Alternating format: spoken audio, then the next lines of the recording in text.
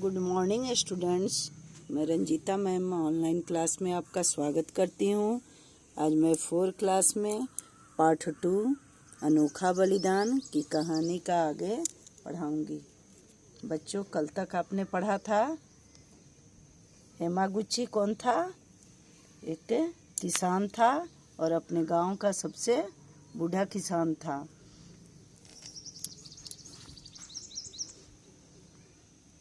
लहरों का खेल देख के क्या समझ गया? खेल नहीं बल्कि विनाश की सूचना है, बर्बादी की सूचना है। हेमागुची समझ गया था जो समुद्र में तूफान आ गया है। उसके लंबे जीवन में ऐसे 2 अवसर आए थे जब लहरों के इस तरह उछलने के बाद ही भयानक चक्रवात तूफान आया था। उसके लंबे जीवन में वो क्या था? सबसे बुजुर्ग किसान था उस गांव का, तो वो जानता था जो तूफान है, चक्रवात हवा जो गोल गोल घूमती है समुद्र में, तो क्या होता है? तूफान आता है। हेमागुची जानता था कि गांव वालों को तुरंत पहाड़ी की ऊंचाई पर बुलाना जरूरी है। अब क्या करना जरूरी था? पहाड़ी के ऊंचाई पर गांव वाले को बुलाना जरूरी था।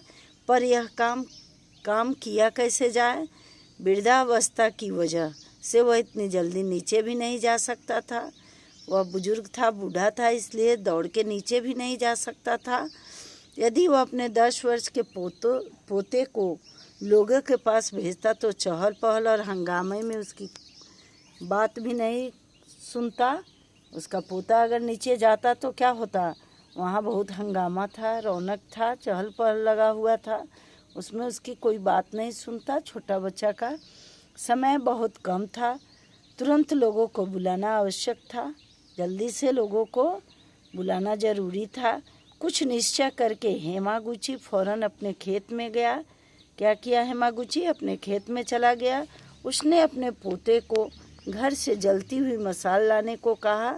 पहले के लोग आग के लिए, लाइट के लिए मशाल जलाते थे।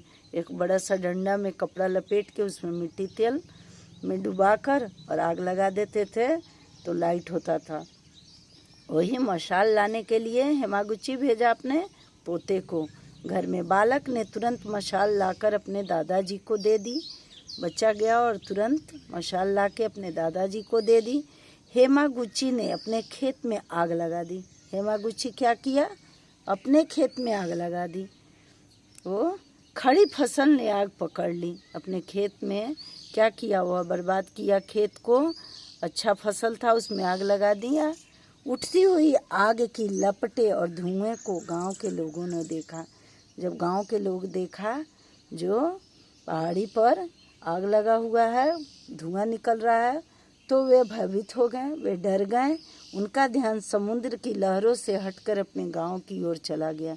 क्या हुआ? उन लोगों का ध्यान उससे हट गया समुद्र की लहर से, और कहाँ गया? अपने घर के तरफ गया, अपने गांव के तरफ चला गया ध्यान। वे दौड़ते हुए अपने घर की ओर आए। वे लोग क्या किए? दौड़कर अपने घर की तरफ आ गए। तब उन्होंने देखा हेमागुची का खेत है और उसके बीच में बना उसका घर धू धू जल रहा था। क्या हो रहा था? जो खेत के बीच में उसका जो घर था वह बहुत तेजी से जल रहा था। इतने में वायु का वेग बढ़ गया। वायु मीन्स हवा। हवा का गति बढ़ गया। हवा का चाल, गति बढ़ गया। समुद्र की लहरें उछलने के बजाय तट की ओर आने लगी। समुद्र की लहरें क्या हुआ? उछलने के बजाय कहाँ आने लगी? तट के तरफ, किनारे की तरफ आने लगी। कुछ ही देर में भयानक समुद्री तूफान उठा। कुछ देर में क्या हुआ? बहुत भयानक समुद्र का तूफान उठा। एकाएक समुद्र के जल ने तट के पास वाले इलाकों को डुबो दिया। क्या हुआ? एक अचानक समुद्र के जल ने तट के इलाकों को डुबा दिया। वहाँ जो नज़दीक किनारा था उसको डुबा दिया। परंतु हेमागुची का गांव पहाड़ी पर बसा था। लेकिन क्या था? हेमागुची का गांव ऊंचे पहाड़ी पर था, इसलिए वह सुरक्षित रहा। क्या हुआ, वह सुरक्षित था, सेफ था। गांव के लोगों को अब समझ में आया था कि उन्हें बचाने के लिए ही हेमागुची ने अपने खेत में आग लगाई थी। गांव के लोग समझ गए जो अपना फसल बर्बाद किया। कौन? हेमागुची अपने खेत में आग लगा दिया ताकि लोग उधर आ जाए और वे लोग बच जाएं। यदि वे समुद्र तट पर होते तो डूब गए होते। यदि वे लोग कहाँ रहते, समुद्र तट पर, तो क्या होता, सबसे पहले गांव वाले ही डूबते। इस हादसे में हेमागुची काफ़ी झुलस गया। इस दुर्घटना में क्या हुआ, हेमागुची बुरी तरह जल गया तथा उसने अपने घर को आग लगाकर सबके घरों को बचा लिया। उसने क्या किया, अपने घर में आग लगाकर सबके घर को बचा लिया। हेमागुची का यह बलिदान जापान के लोगों के मन में आज भी बसा हुआ है। हेमागुची का यह बलिदान, यह त्याग क्या है, जापान के लोगों के दिल में आज भी बसा हुआ है। सभी आदर और श्रद्धा से उनको याद करते हैं।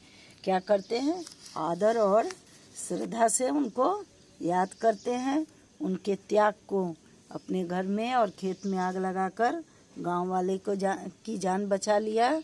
इसलिए सारे गांव के लोग उनके बलिदान के लिए उनको आज भी याद करते हैं, जापान के लोग। इस कहानी को लिखने वाले का नाम है सुधा गोयनका। सुधा गोयनका। ठीक है, कल मैं आप लोग को शब्द अर्थ लिखाऊंगी। आज आप लोग इसको पढ़िएगा, याद कीजिएगा। ओके।